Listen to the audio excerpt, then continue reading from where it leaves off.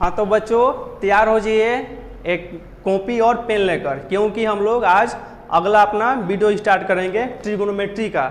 जो भी अगर ट्रिगोनोमेट्री का मान सारणी वाले जो टेबल बताए थे, अगर आप लोग नहीं देखे हैं तो आप डिस्क्रिप्शन में जाइए और वहाँ से लिंक दिया हुआ है, वहाँ से आप देख सकते हैं और याद कर सकते हैं। चलिए अब हम लोग अगला टॉपिक स्टार्ट करते हैं। जैसे देखिए आप लोग का 10th क्लास का NCERT किताब का ये चैप्टर 8वां है, यानी उस चैप्टर का नाम है ट्रिगोनोमेट्री। इसको हम लोग अब देखते हैं क्या है। देखिए ट्रिगोनोमेट्री ये मेनली 3 शब्द से मिलकर बना हुआ है। देखिए कौन कौन सा शब्द है। पहला शब्द है ट्राई। ट्राई का मतलब होता है 3, 3 का मतलब 3। ट्राइगोनो, गोनो का मतलब होता है साइड्स, साइड्स मतलब होता है भुजा। और अगला है इसका टर्म मेट्री। मेट्री का मतलब होता है मीजर, मीजर का मतलब होता है मापन, यानी 3 भुजा मापन। यानी हम लोग 3 भुजाओं के मापन के बारे में जिस आकृति के बारे में पढ़ेंगे उसी को हम लोग क्या बोलेंगे, ट्राइगोनोमेट्री। यानी इसमें हम लोग त्रिभुज के बारे में पढ़ेंगे, यानी इसमें हम लोग त्रिभुज के मापन के बारे में पढ़ेंगे। तो अब देखिए हम लोग पढ़ते हैं। अभी हम जो बताने जा रहे हैं वो बेसिक है। जैसे समझिए, अब आप लोग बोलिएगा कौन सा त्रिभुज। त्रिभुज का भी अनेक प्रकार है। देखिए मेनली त्रिभुज को 2 प्रकार से बांटा गया है। एक है भुजा के आधार पर, भुजा के आधार पर त्रिभुज को 3 पार्ट में बांटा गया है। पहला पार्ट है उसका पहला भाग को बोलते हैं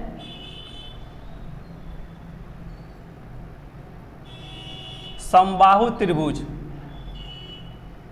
समबाहु त्रिभुज क्या होते हैं, जिसकी सभी भुजाएं यानी जिसकी तीनों भुजाएं आपस में बराबर हो, उसी को क्या बोलेंगे, समबाहु त्रिभुज बोलते हैं। जैसे मान लीजिए ये अगर दो इकाई है तो ये भी 2 होगा और ये भी 2 हो जाएगा। दूसरा इसका पार्ट है समद्विबाहु।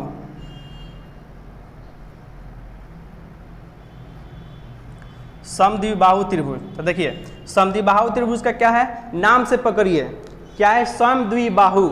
यहाँ पे क्या था, समबाहु। सम मतलब होता है बराबर, बाहु मतलब भुजा, यानी वैसा त्रिभुज जिसकी सभी भुजें आपस में क्या हो, बराबर हो, उसी को समबाहु त्रिभुज बोलते हैं। यहाँ पे है समद्विबाहु। सम मतलब इक्वल बराबर, द्वि मतलब 2, बाहु मतलब भुजा, यानी वैसा त्रिभुज जिसकी 2 भुजाएं आपस में क्या हो, बराबर हो, उसी को हम लोग समद्विबाहु त्रिभुज बोलते हैं। जैसे देख लीजिए यहाँ पे अगर इस तरह फिगर बना दिया जाए, यानी ये वाला दोनों साइड इसका इक्वल हो गया और ये अनइक्वल हो गया। यानी मान लीजिए ये 4 इकाई है तो ये भी 4 होगा और ये कुछ एक्स्ट्रा हो जाएगा, जैसे 6 हो गया, तो ये क्या हो जाएगा, समद्विबाहु त्रिभुज। इसका अगला पार्ट है विषमबाहु त्रिभुज।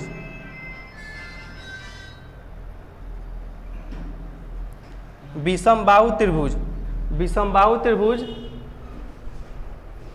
तो देखिए विषमबाहु त्रिभुज वैसे त्रिभुज होता है जिसके कोई भुज आपस में बराबर नहीं होती है, उसे हम विषमबाहु त्रिभुज बोलते हैं। इसमें कोई साइड आपका इक्वल नहीं होगा। जैसे ये त्रिभुज हो जाएगा आपका इस तरह हो जाएगा, यानी ये अगर 2 इकाई है ये 3 हो जाएगा, ये 5 हो जाएगा, यानी इसमें कोई साइड आपका बराबर नहीं होगा। तो ये भुजा के आधार पर त्रिभुज को 3 पार्टों में विभाजित किया गया है। अब अगला आता है कोण के प्रकार, कोण के हिसाब से त्रिभुज को बांटना। तो कोण के हिसाब से भी त्रिभुज को 3 पार्टों में डिवाइड किया गया है। पहला है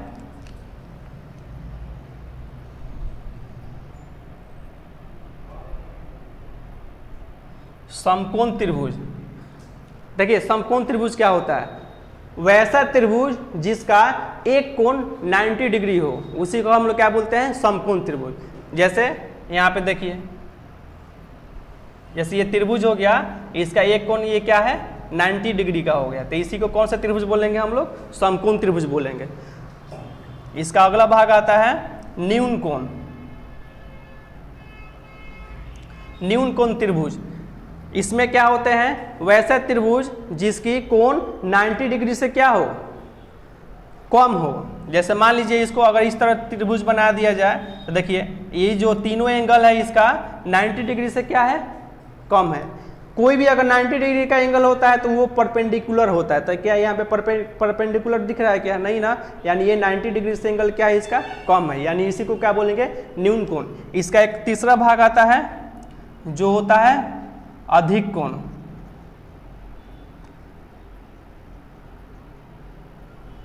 अधिक कोण त्रिभुज, इसमें क्या होते हैं? वैसा त्रिभुज जिसकी कोई भी कोण, कोई एक कोण क्या हो? 90 डिग्री से अधिक हो। जैसे मान लीजिए ये क्या था? समकोण त्रिभुज था, तो यहाँ पे तो 90 का एंगल बना था, लेकिन क्या बोले हैं? 90 डिग्री से अधिक होगा, उसी को क्या बोलेंगे? अधिक कोण। यानी मान लीजिए ये 90 यहाँ पे, तो 90 से अधिक कहाँ किधर जाएगा? इस तरह जाएगा, यानी यही कोण जो होगा वो क्या हो जाएगा? आपका अधिक कोण हो जाएगा। ये यानी ये आपका एंगल हो गया, ये 90 से क्या है? एबव है, यानी अधिक है, यही क्या हो जाएगा? अधिक कोण त्रिभुज हो जाएगा। तो देखिए ये इतना क्या त्रिकोणमिति जो है, आप लोग सोचते होंगे कि यार इस 6 त्रिभुज के बारे में पढ़ना है। नहीं, आप लोग के जो 10th क्लास के ये त्रिगो का चैप्टर है, इसमें मेनली आपको त्रिकोणमिति में एक त्रिभुज के बारे में पढ़ना है। वो त्रिभुज कौन सा है? समकोण त्रिभुज। यानी हम लोग इस त्रिकोणमिति चैप्टर में यही समकोण त्रिभुज के बारे में अध्ययन करते हैं। अब हम लोग डिफिनेशन पे चलते हैं त्रिकोणमिति के।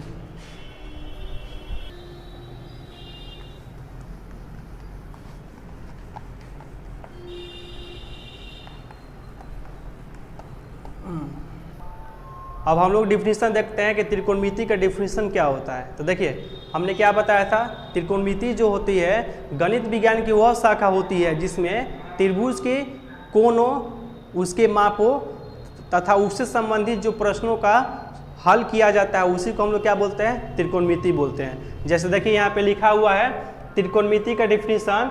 त्रिकोणमिति जो गणित विज्ञान की वह शाखा होती है जिसमें त्रिभुज की भुजाओं, कोणों की मापों तथा उससे संबंधित प्रश्नों का अध्ययन किया जाता है, उसी को हम लोग क्या बोलते हैं? त्रिकोणमिति बोलते हैं। इसी से रिलेटेड एक आता है त्रिकोणमिति अनुपात, ये इंपॉर्टेंट है, इसको हम लोग अब देखते हैं। जैसे देखिए इसमें क्या होता है? किसी न्यून कोण के सापेक्ष, अभी इसको एग्जाम्पल से हम समझाएंगे।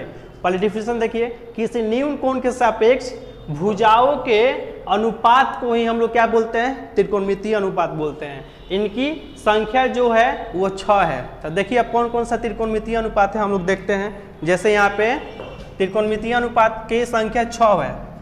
पहला होता है साइन, कॉस, टैन,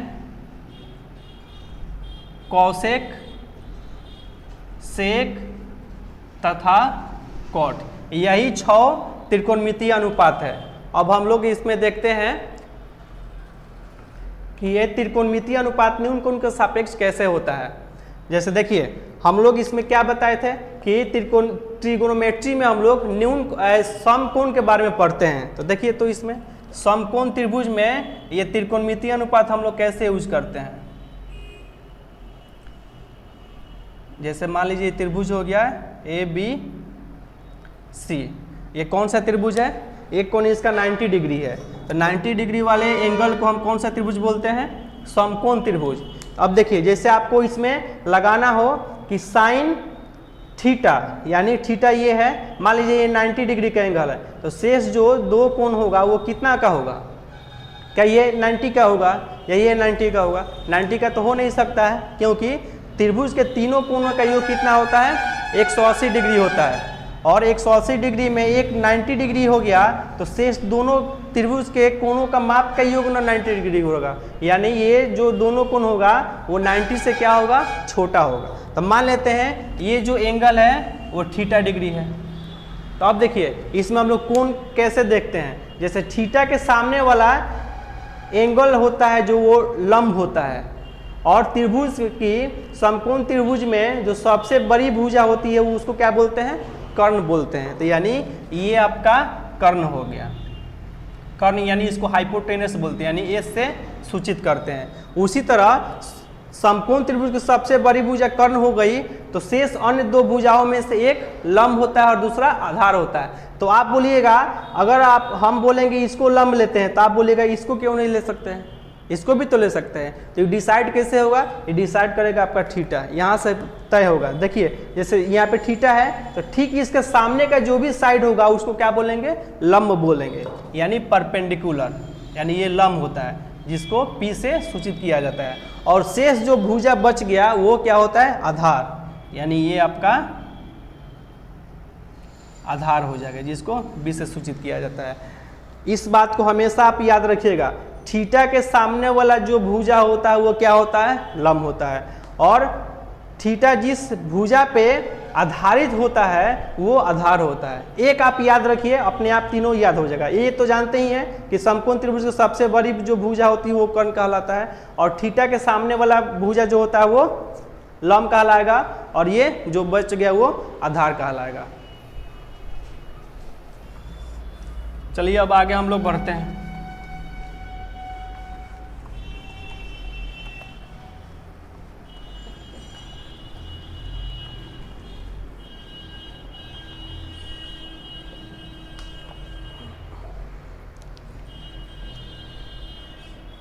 देखिए जो भी त्रिकोणमितीय अनुपात है 6, उसमें हम लोग देखते हैं ये कहाँ से नाम आया है। देखिए जैसे साइन हुआ तो इसका पूरा नाम होता है, ये साइन पूरा होता है, इसको संक्षेप में पहला 3 लेटर लेकर लिखते हैं हम लोग, साइन। उसी तरह जैसे कॉस है तो इसका पूरा नाम हुआ कोसाइन, इसका हम लोग 3 शब्द ही लेटर लेकर यहाँ पे लिखते हैं, इसको कॉस लिखते हैं। एक होता है टेंजेंट, यानी इसका 3 शब्द हम लोग लेकर लिखते हैं, क्या, टेन लिखते हैं। उसी तरह कोसेकेंट, कोसेकेंट होता है जिसको हम लोग पहला ये शब्द लेते हैं, 5 शब्द लेकर इसको लिखते हैं, यानी कोसेक। उसके बाद कोसाइन हो गया, sine, cos, tan, cosecant, इसमें हम लोग पहला 3 लेटर लेते हैं तो ये हो जाता है सेक हो जाता है। उसी तरह होता है कोटेंजेंट, कोटेंजेंट, इसका हम लोग 3 लेटर लेंगे तो ये हो जाता है कॉट हो जाता है। ये यहाँ से नाम आया हुआ है, ओरिजिनल ये होता है, पूरा फुल फॉर्म इसका नाम ये है, हम लोग ये मेनली शॉर्ट में इसको लिखते हैं। त्रिकोणमितीय अनुपात की संख्या कितने हैं, 6 है, यही है, साइन, कोस, टेन, कोसेक, सेक, कॉट। चलिए अब हम लोग आगे देखते हैं। एक बात आप लोग हमेशा याद रखिएगा कि जो साइन का उल्टा होता है, साइन का उल्टा होता है कोसेक होता है, सेक का उल्टा होता है जो सेक, कॉस का उल्टा जो होता है सेक होता है, और टेन का उल्टा जो होता है कॉट होता है। ये हमेशा याद रखिएगा।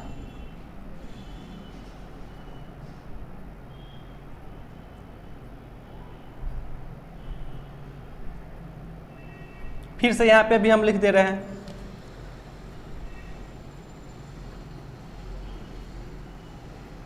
साइन का उल्टा कोसेक होता है, उसी तरह कॉस का उल्टा सेक होता है, टेन का उल्टा कॉट होता है। इस बात को हमेशा याद रखिएगा। इसको आप अपने कॉपी पर लिख सकते हैं, लिख लीजिए, स्टार्ट।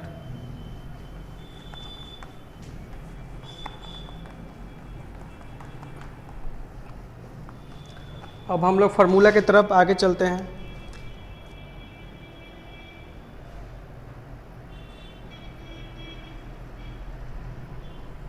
जैसे अभी हम लोग कुछ देर पहले पढ़े हुए थे, थीटा जो है वही डिसाइड करता है त्रिभुज की साइड के बारे में।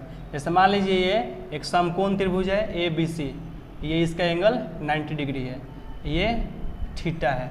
तो अब हम लोग देखिए फार्मूला देखते हैं, साइन थीटा, यानी जैसे मान लीजिए थीटा है तो थीटा के सामने वाली भुजा क्या होती है, हमेशा लंब होती है।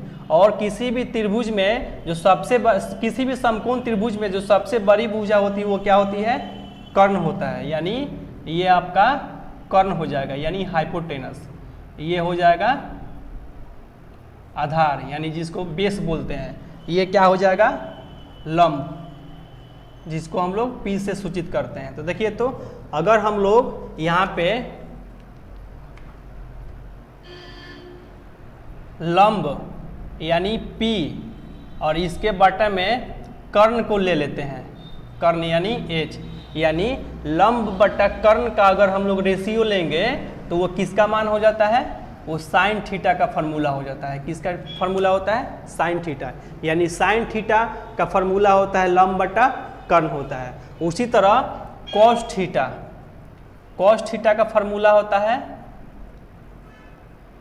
आधार यानी B बट्टा में होता है कर्ण यानी हाइपोटेनस। उसी तरह टेन थीटा का फार्मूला होता है, टेन थीटा का फार्मूला हो जाता है लंब बटा आधार। तो लंब को P से सूचित करते हैं और आधार को B से सूचित किया जाता है। तो ये इसका फार्मूला हो गया। क्या है फार्मूला, साइन थीटा का फार्मूला होता है लंब बटा कर्ण होता है, यानी यहाँ से अगर साइन थीटा लगाएंगे तो थीटा के सामने वाला जो भुजा होता है त्रिभुज का, वो क्या हो जाएगा लंब होता है, और ये कर्ण। तो लंब और कर्ण का जो रेशियो होगा उसी को क्या बोलेंगे, साइन थीटा। कॉस थीटा को क्या बोलते हैं फार्मूला इसका, आधार बट्टा कर्ण होता है। टेन थीटा का फार्मूला लंब बट्टा आधार होता है। अब इसी का हम लोग रिवर्स देखेंगे। रिवर्स अभी बताए थे ना, साइन थीटा का रिवर्स यानी उल्टा क्या होता है, बोलिए।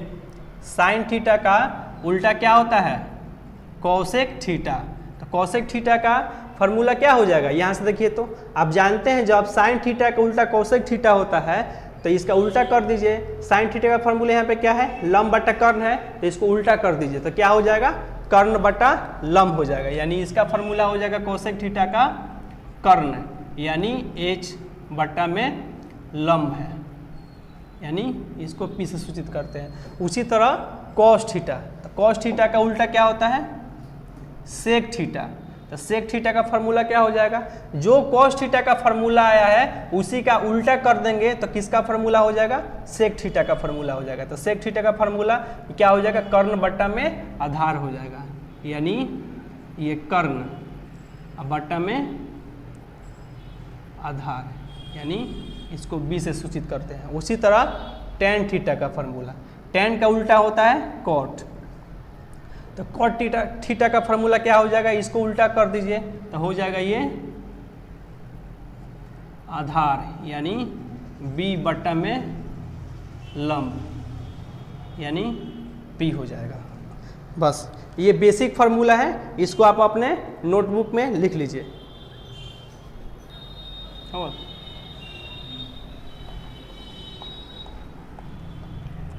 आप लोग अपने कॉपी में इसको उतार लीजिए, जैसे जैसे पढ़ाया जा रहा है इसको लिख लीजिए। क्लास में सेम ऐसा ही बताया जाएगा।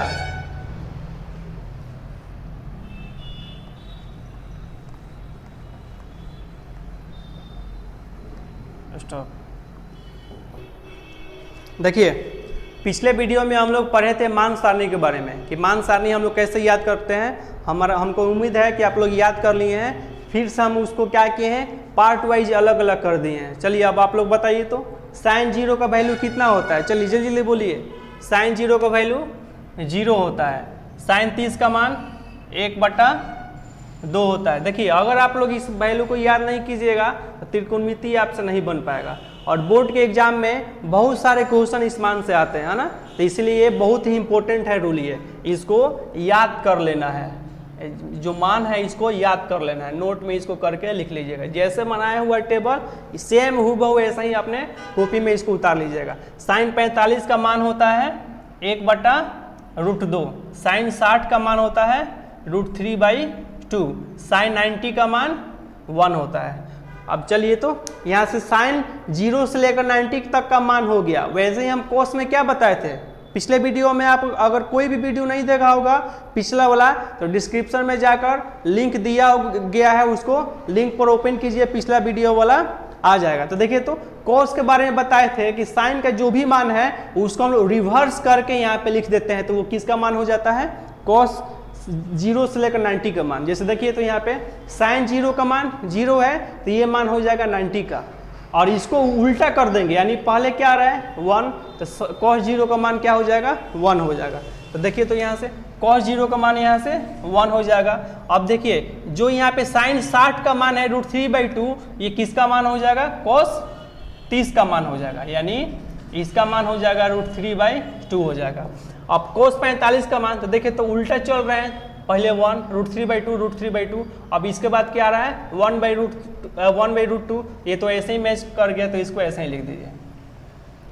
cos 60 का मान बोलिए 1/2 हो जाएगा। उसी तरह sin 0 का मान 0, तो ये किसका मान हो जाएगा cos 90 का मान हो जाएगा 0।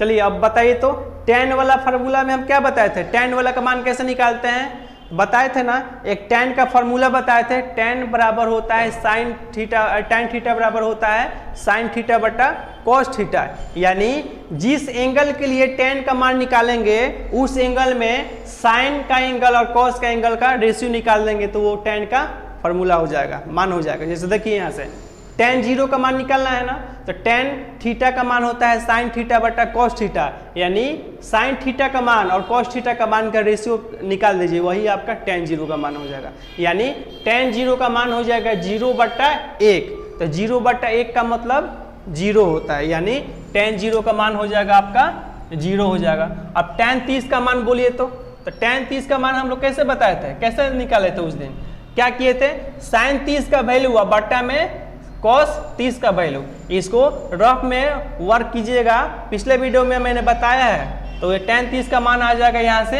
1/√3 आ जाएगा। उसी तरह tan 45 निकालिएगा तो 1/√2 होल बटा 1/√2, तो √2 ऊपर चला जाएगा, तो √2 और √2 कर कैंसिल हो जाएगा, तब बच जाएगा 1, यानी tan 45 का मान हो जाएगा 1 हो जाएगा। उसी तरह tan 60 का मान निकालिएगा तो यहाँ से 2 और 2 कैंसिल हो जाएगा, तो √3 बच जाएगा। उसी तरह tan 90 का मान, तो देखिए तो sin 90 का मान 1, cos 90 का मान 0, तो 1/0 कीजिएगा तो इसका मान आ जाएगा अपरिभाषित, यानी 1/0 में अपरिभाषित हो जाएगा। अब देखिए अब cosec 0 का मान निकालना है, तो हमने क्या बोला है, sin का उल्टा क्या होता है cosec, यानी जो जो मान है sin का उसका उल्टा करके लिख देंगे तो वो cosec का मान हो जाएगा, जो जो cos का मान है उसको उल्टा करके लिख देंगे तो sec का मान हो जाएगा। उसी तरह जो जो tan का मान है उसको उल्टा करके लिख दिया जाएगा तो वो cot का मान हो जाएगा। जैसे देखिए cosec 0 का मान निकालना है, तो पहले हम लोग देखेंगे sin 0 का मान क्या है 0, तो 0 का उल्टा क्या होता है, देखिए तो 0 के बट्टा में 1 छुपा है, तो 0/1 यानी 1/0, तो 1/0 का मतलब क्या अपरिभाषित, यानी cosec 0 का जो मान आएगा वो अपरिभाषित हो जाएगा। उसी तरह cosec 30 का मान बोलिए, तो पहले हम लोग sin 30 का मान देखेंगे, 1/2 है, तो इसका उल्टा क्या हो जाएगा 2 हो जाएगा। cosec 45 का मान बोलिए, तो sin 45 का उल्टा कर दीजिए, तो 1/√2 है, तो ये क्या हो जाएगा √2 हो जाएगा। उसी तरह cosec 60 का मान, तो sin 60 का मान √3/2, तो इसका उल्टा करेंगे तो क्या हो जाएगा 2/√3 हो जाएगा। उसी तरह sin 90 का मान 1, तो 1 का उल्टा 1 ही आएगा, यानी ये 1 हो जाएगा। अब sec 0 का मान बोलिए, तो इसका रिवर्स करके लिखिए, तो sec 0 का मान 1 हो जाएगा। sec 30 का मान, तो cos 30 का मान √3/2 है, तो इसका उल्टा कर दीजिएगा तो क्या हो जाएगा 2/√3 हो जाएगा। sec 45 का बोलिए, तो sec 45 का इसका उल्टा हो जाएगा, यानी √2। अब तो आप समझ गए होंगे। चलिए बोलिए तो sec 60 का मान क्या हो जाएगा 2 हो जाएगा। sec 90 का मान इसका उल्टा कीजिए, तो एक बात यहाँ पे देखिए 0 है, 0 के बट्टा में क्या है 1 छुपा है ना, तो 0/1 का उल्टा करेंगे तो 1/0 आएगा, यानी 1/0 का मतलब क्या होता है अपरिभाषित होता है, यानी इसका मान हो जाएगा आपका अपरिभाषित। उसी तरह cot 0 का मान बताइए, तो 0 का उल्टा क्या हो जाएगा अपरिभाषित, अभी बताए हैं। यहाँ पे देखिए तो cot 30, तो cot 30 यानी tan 30 का मान 1/√3 है, तो इसका उल्टा क्या हो जाएगा √3 हो जाएगा। उसी तरह cot 45 का मान बोलिए, तो ये 1 हो जाएगा। cot 60 का मान, तो इसका उल्टा कर दीजिए तो 1/√3 हो जाएगा। cot 90, अब यहाँ पे बहुत सारे लड़के को कन्फ्यूजन होता है, कितने लड़के क्या करते हैं tan 90 का मान इन्फिनिटिव अपरिभाषित, तो इसका भी मान अपरिभाषित लिख देते हैं। नहीं, जैसे 1/0 का मान अपरिभाषित, तो अपरिभाषित का उल्टा क्या हो जाएगा, 0 हो जाएगा, यानी cot 90 का आपका मान हो जाएगा 0 हो जाएगा। चलिए आप अपने अपने कॉपी में इसको फिर से उसी के नीचे लिख लीजिए। ये बहुत ही इंपॉर्टेंट है, मानसा नहीं, इसको आप लोग कुछ याद कीजिए चाहे नहीं कीजिए, लेकिन इसको क्या करना है, रट जाना है, याद कर लेना है ना। छाप लिए? चलिए अब हम लोग आगे बढ़ते हैं। देखिए इसके बाद जो टर्म आ रहा है ये भी समझने वाला है। अभी आज हम लोग सिर्फ फार्मूला और कॉन्सेप्ट पे आधारित थ्योरी पढ़ेंगे।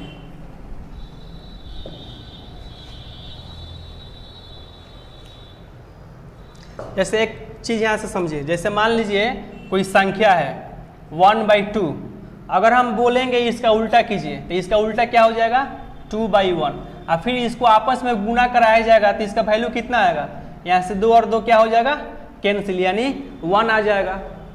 चलिए कोई और संख्या लेते हैं, जैसे मान लीजिए 4/9 है, हम बोलेंगे इसका व्युत्क्रम कीजिए तो उल्टा, यानी उल्टा कीजिएगा तो कितना आएगा, 9/4, इसको आपस में मल्टीप्लाई कीजिए, गुना कराइए तो इसका वैल्यू कितना आएगा, 4 से 4 कैंसिल, 9 से 9 कैंसिल, यानी इसका वैल्यू 1 आ जाएगा। इसी कंसेप्ट पे हम लोग इस त्रिकोणमितीय अनुपात है 6, इसके बारे में देखते हैं कि इसमें क्या रिलेशन होता है। जैसे देख लीजिए, जैसे साइन का उल्टा हम लोग क्या जानते हैं, कोसेक होता है ना, तो इसको आपस में गुना कराइए। जैसे मान लीजिए साइन थीटा इंटू कीजिएगा अगर कोसेक थीटा, तो इसका वैल्यू क्या होगा, अभी बताए थे कुछ देर पहले, जैसे 1/2 है, इसका रिवर्स में अगर गुना कीजिए उल्टा में तो इसका मान 1 आता है ना, ये कैंसिल होकर। उसी तरह साइन थीटा का उल्टा कोसेक थीटा, तो इस दोनों को आपस में गुना कराएंगे तो इसका वैल्यू क्या हो जाएगा, 1 हो जाएगा। उसी तरह cos theta into sec theta, इसका वैल्यू क्या हो जाएगा, 1 हो जाएगा। उसी तरह tan theta into cot theta, इसका भी वैल्यू हो जाएगा 1 हो जाएगा।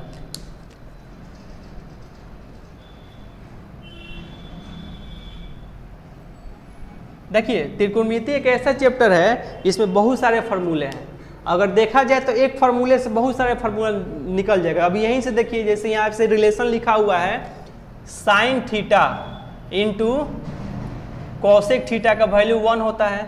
अगर कोई बोले यहाँ से साइन थीटा का वैल्यू बताइए, तो बताइए तो साइन थीटा बराबर क्या हो जाएगा, कॉसेक थीटा को बराबर के उधर भेजेंगे RHS में, तो ये गुना में है तो उधर जाकर भाग में हो जाएगा, यानी 1 बटा क्या हो जाएगा, कॉसेक थीटा हो जाएगा।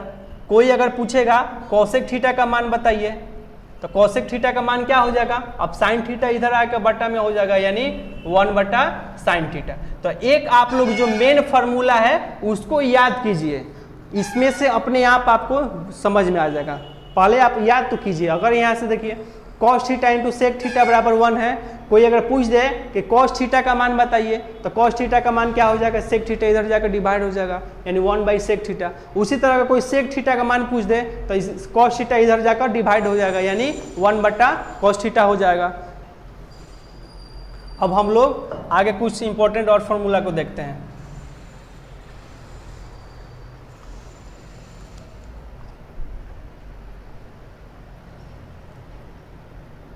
ये सब नोट में लिखते चलिएगा, ये बहुत ही इंपॉर्टेंट ये सब फार्मूला है।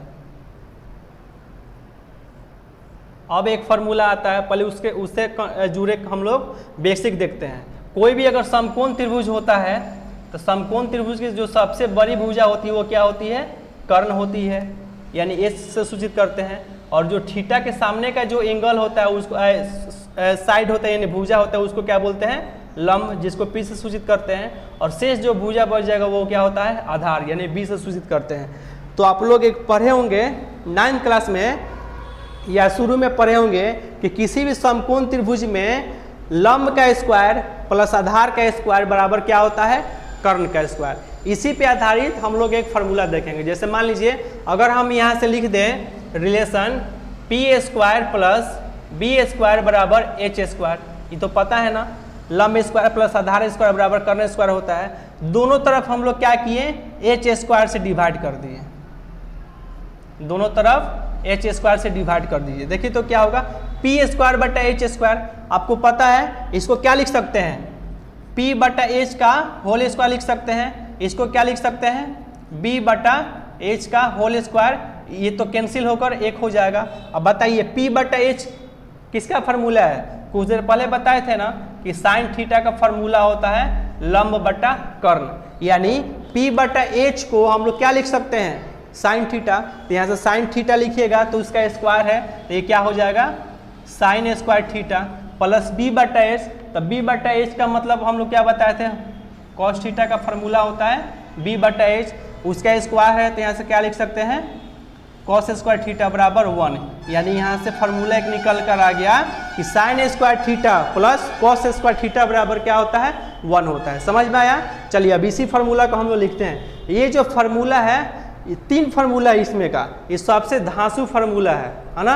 ये जो फार्मूला याद कर लीजिएगा तो बहुत सारा क्वेश्चन आपको इसी से बन जाएगा।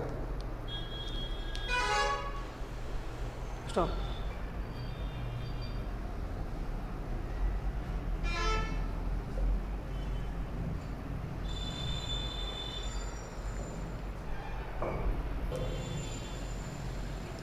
चलिए अब इस फार्मूला का हम लोग अभी जो डिस्क्राइब करके निकाले हैं उसको लिखते हैं। Sign square theta plus cos square theta बराबर 1 होता है।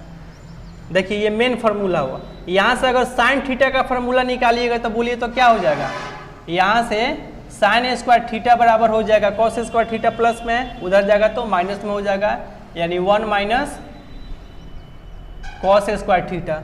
अब यहाँ से अगर कॉस स्क्वायर थीटा का वैल्यू निकाला जाए तो ये क्या हो जाएगा, कॉस स्क्वायर थीटा बराबर 1 माइनस साइन स्क्वायर थीटा हो जाएगा। ये आपका पहला फार्मूला से, देखिए एक फार्मूला से कितने फार्मूला आ रहे हैं, तो इसमें अगर सब फार्मूला को लिख दिया जाए तो बहुत सारे फार्मूला हो जाएंगे। इसलिए मेन फार्मूला को आप लोग याद कीजिए, है ना। जैसे अब यही फार्मूला है, अगर आप एक फार्मूला याद कर लीजिएगा तो 2 अपने आप क्या हो जाएगा, याद हो जाएगा। इसको याद करने का जरूरत भी नहीं पड़ेगा, एक याद कर लीजिएगा तो आप लोग क्या कीजिएगा, मन में इस तरह फार्मूला निकाल सकते हैं। इसी तरह इसका अगला है, आप लोग कॉपी पर लिखते चलिए इस सब बात को। उसी तरह sec square theta minus tan square theta का फार्मूला होता है 1। अब यहाँ से हम लोग इसका भी वैल्यू निकालते हैं। देखिए तो अगर यहाँ से सेक स्क्वायर थीटा का मान निकालिएगा तो क्या हो जाएगा, ये माइनस में है तो उधर जाएगा तो प्लस हो जाएगा, यानी 1 प्लस टेन स्क्वायर थीटा। कोई बोलेगा कि अब टेन स्क्वायर थीटा का मान निकालिए, तो निकालिए यहाँ से टेन स्क्वायर थीटा का मान क्या हो जाएगा, ये उधर चला जाएगा और ये माइनस प्लस है इधर, तो एलएचएस में आएगा तो क्या हो जाएगा माइनस, यानी टेन स्क्वायर थीटा का फॉर्मूला हो जाएगा सेक स्क्वायर थीटा माइनस 1 हो जाएगा। देखिए फिर यहाँ पे एक फार्मूला से 3 फार्मूला हो गया। इसी तरह एक और फार्मूला है,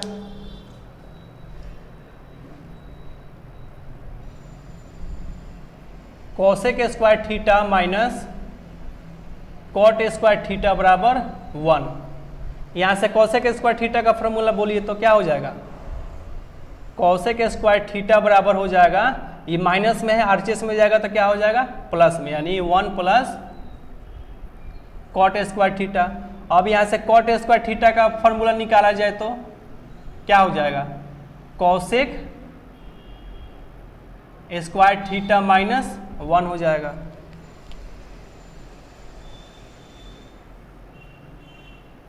चलिए इसको जल्दी जल्दी लिखिए। तो अब देखिए अगला टॉपिक आता है पूरक कोण की त्रिकोणमितीय निष्पत्तियां। इसमें देखिए तो पूरक कोण किसे कहते हैं, 9th क्लास में आप लोग ज्योमेट्री में पढ़े थे ना कि वैसा कोण जिसके माप कितना डिग्री के बराबर हो, 90 डिग्री के बराबर हो, है ना। अब इसे आ गया इसी में फॉर्मूला साइन 90 माइनस थीटा। इसको हम लोग क्वाड्रांट के माध्यम से भी हम लोग समझेंगे, जो नेक्स्ट वीडियो में हम बताएंगे, आपको उस तरह याद हो जाएगा। वैसे ये बिल्कुल आसान है, याद करने का तरीका देख लीजिए। जैसे साइन 90 माइनस थीटा का फॉर्मूला पूछेगा तो ये हो जाएगा कोस थीटा। क्या हो जाएगा, कोस थीटा। उसी तरह कोस 90 माइनस थीटा का फॉर्मूला हो जाएगा साइन थीटा, एक दूसरे का रिवर्स। देखिए साइन 90 माइनस थीटा तो कोस थीटा, और कोस 90 माइनस थीटा तो साइन थीटा। उसी तरह टेन 90 माइनस थीटा है तो टेन का उल्टा कॉट हो जाएगा, यानी ये हो जाएगा कॉट थीटा। अब पूछ दिया कोट 90 माइनस थीटा, तो कॉट का उल्टा बोल दीजिए, क्या हो जाएगा टेन 90 माइनस टेन थीटा हो जाएगा। लेकिन इस दोनों में उल्टा नहीं होता है, जैसे यहाँ पे कोसेक 90 माइनस थीटा है तो ये नहीं कि अब यहाँ से आप लोग साइन थीटा लिख दीजिए, क्या हो जाएगा, गलत हो जाएगा। कोसेक 90 माइनस थीटा का फॉर्मूला होता है यहाँ से सेक थीटा, और सेक 90 माइनस थीटा का फॉर्मूला हो जाएगा कोसेक थीटा। बस इसमें इतना ही है, बिल्कुल आसान है। साइन बोलेगा तो कॉस, कॉस बोलेगा तो साइन, टेन बोलेगा तो कोट, कोट बोलेगा तो टेन, कोसेक बोलेगा तो सेक, सेक बोलेगा तो कोसेक। अब यहाँ पे देखिए कुछ अनुपात दिया हुआ है जिसका थीटा का मान बढ़ने पर इसका रेशियो का मान बढ़ता है। जैसे साइन टेन सेक थीटा का मान बढ़ता है, जैसे जैसे थीटा का मान बढ़ेगा वैसे वैसे इस तीनों का मान बढ़ता है। घटता है कब मान किसका किसका, तो कॉस कोट कोसेक थीटा का मान घटता है ना। चलिए इसको नोट डाउन कीजिए, इसको स्क्रीनशॉट ले सकते हैं। पिछले वीडियो में मैंने बोला था कुछ फार्मूला के बारे में, टेन थीटा वाला फार्मूला, वही बता रहे हैं। टेन थीटा का फार्मूला मैंने बोला था, टेन थीटा बराबर होता है साइन थीटा बट्टा में कॉस थीटा। उसी तरह कॉट थीटा, कॉट थीटा का फार्मूला हो जाएगा, इसका उल्टा हो जाएगा। टेन का उल्टा कॉट होता है तो टेन का फार्मूला होगा साइन थीटा बट्टा कॉस थीटा, तो इसका उल्टा कर दीजिए, यानी कॉस थीटा बट्टा में हो जाएगा साइन थीटा। इसको भी आप वहीं पे फार्मूला में ही इसको उतार कर लिख लीजिए। बस आज हम लोग थ्योरी लगभग क्या किए, कंप्लीट करने जा रहे हैं, इसको लिख लीजिए। चलिए अब ये कुछ टर्म है, लाइन है, इस बहुत ही इंपॉर्टेंट है, इसको याद रखना है, नोट करके इसको लिख लीजिएगा। जैसे पहला है साइन थीटा और कॉस थीटा का महत्तम मान +1 और न्यूनतम मान 0 होता है। क्या होता है, साइन थीटा कॉस थीटा का महत्तम मान क्या होता है, +1 और न्यूनतम मान 0 होता है। दूसरा देखिए साइन थीटा बराबर नहीं होता है साइन गुने थीटा। ये नहीं, कोई ये नहीं समझेगा कि जो साइन थीटा है ये साइन में गुना है थीटा, यानी ये साइन गुना थीटा, ये कभी नहीं होगा, ये हो ही नहीं सकता, इसमें गुना नहीं है। इस वही यहाँ पे लिखा हुआ है कि साइन थीटा बराबर नहीं होता है साइन गुना थीटा में। अगला देखिए टेन थीटा और कॉट थीटा का कोई भी वास्तविक मान संभव है, यानी टेन थीटा और कॉट थीटा का कोई भी मान लीजिएगा तो क्या हो जाएगा, वास्तविक ही होगा, यानी वास्तविक मान संभव है। उसके बाद देखिए अगला 4 नंबर में है यदि साइन थीटा बराबर कॉस थीटा हो तो थीटा बराबर 45 डिग्री होगा। आप लोग मान सारणी में देखे होंगे कि साइन में और कॉस में एक मान बराबर है, वो कितना डिग्री पे है, 45 पे। आप लोग अभी खोल के देखिएगा तो कॉपी में। उसी तरह इसका उल्टा भी कीजिएगा, साइन का उल्टा कॉसेक, कॉस का उल्टा सेक, तो ये भी कब बराबर होगा, एंगल 45 डिग्री पे बराबर होगा, यानी 45 डिग्री पर ये दोनों का मान बराबर होगा, साइन कॉस का भी और कॉसेक सेक का भी। आज इतना ही तक लगभग आप लोग का त्रिकोणमिति का पूरा थ्योरी क्या हो गया, कंप्लीट हो गया। अब अगले वीडियो में हम लोग क्या करेंगे, क्वेश्चन आंसर पे आएंगे। आप लोग घर पे रहिए और यही सब जो पढ़ाया जा रहा है हूबहू इसको क्या करना है, क्लास का समझकर, समझिए कि क्लास में ही बैठे हैं, अलग रूम में बैठकर आप लोग इसको पढ़िए, याद कीजिए। कल हम लोग फिर मिलते हैं अगले क्लास में।